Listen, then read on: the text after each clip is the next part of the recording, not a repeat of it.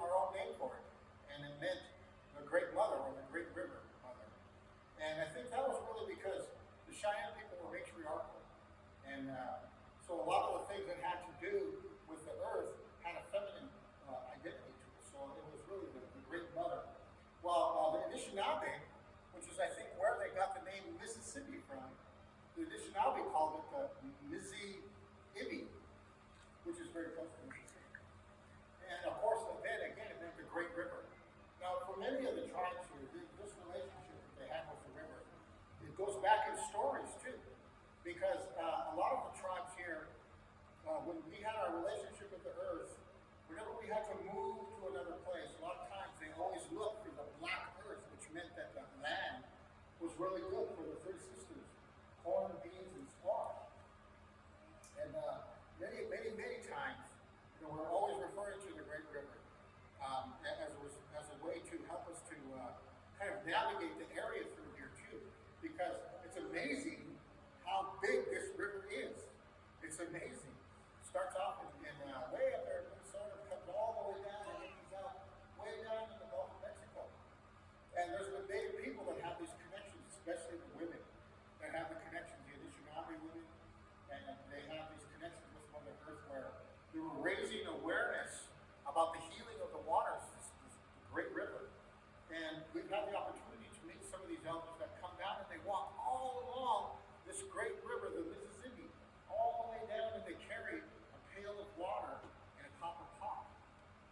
And what they did was they went ahead and they scooped out some water from the headwaters where the Mississippi River begins, where the water is clean and it's pristine. And it's really some of the high places where the river starts off at. But what they did was they scooped out a pail of that water, and these women walked the length of the river. They would walk so far, and then they'd put a marker down, and then go get a motel somewhere. Then get up in the morning and start walking down, and they actually made it through our area too, because we're right here along the Great River too. And I had a chance, I walked with them and helped them carry the eagle staff for like 26 miles. That was a long walk for me. But walking along the river like that, I learned a lot about what they were doing, because they were talking about the healing of the Great River, the healing of the black earth too, because once the river heals, it's going to heal the earth too. And so as they're walking along this river, she was talking about, one of these elders was talking to me about how they had a ceremony at the headwaters with that clean water, and what they're doing is they're walking in prayer. Each time these women would pass along the pail and let another woman carry it for a while, there's always a woman carrying the pail of water. They would always say, I'm doing this for the water. And they pass that on to one another. So they take turns carrying it down. And the whole ceremony was about taking these pristine, healthy waters and going all the way down to where the Mississippi River empties out into the Gulf of Mexico.